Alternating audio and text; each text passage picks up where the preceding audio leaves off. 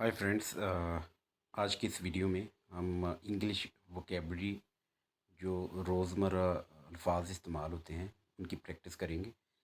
तो चलिए शुरू करते हैं। तो फर्स्ट सेंटेंस है स्पीक फास्ट, जल्दी बोलो। लुक अहेड, सामने देखो।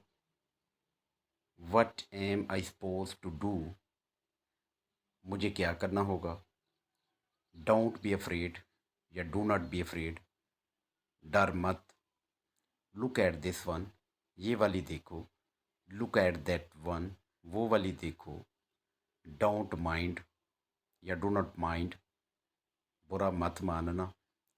डोंट आर्गू, ज़ुबान मत लड़ाओ। यूज़ योर ब्रेन, दिमाग लड़ाओ। Never give up,